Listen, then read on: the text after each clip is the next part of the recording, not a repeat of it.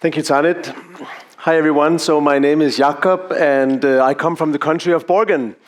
I'm going to talk about power and glory, but also about the future of news and how gamification can help save democracy.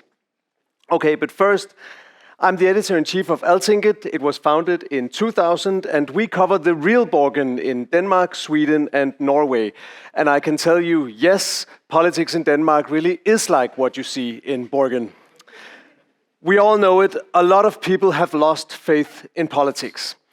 But I strongly believe that a lot of people are also hoping to regain their faith in politics. At Altinget, we are strictly non-biased, and we work hard to cover politics in a non-cynical way with a focus on substance. Elections are at the core of democracy, and as reporters, our role is to help voters make informed decisions on how to vote. So how are we doing? Okay, I guess, but we are at risk of losing the connection to young people.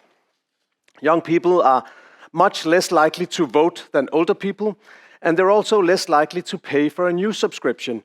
They prefer often to spend time on social media or on games, so the question then becomes, how do we win them back? Do you recognize this picture? It's from 1960. It was the first ever presidential debate on television in the US. It changed the way elections work in the US and around the world.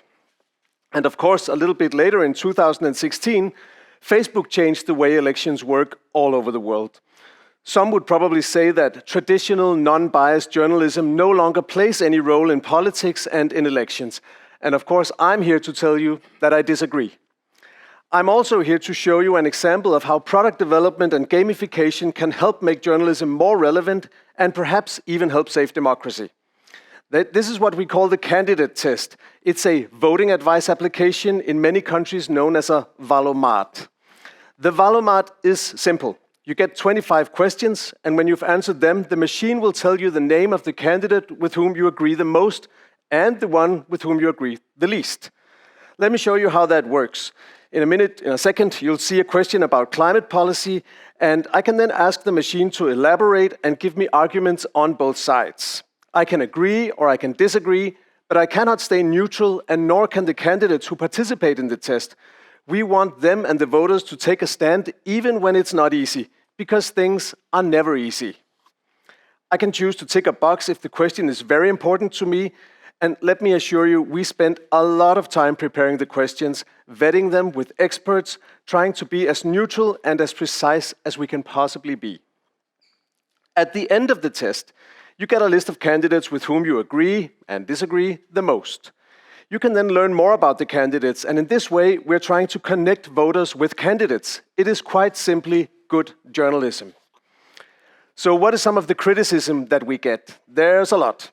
But the most common one is that we affect elections. And my answer is yes, all journalism affects elections. I really trust voters to be able to make their own informed decision, even if a valomat recommendation is part of their input. Another common criticism is that clever candidates can in some way game the machine and make sure they come out on top as the most preferred candidate. Honestly, I doubt it. If you don't believe me, take a look at this next figure you'll see on the screen. This is the number of possible outcomes in a test with 25 questions. 1,125,899,906,842,624 possible outcomes. Good luck finding the perfect one.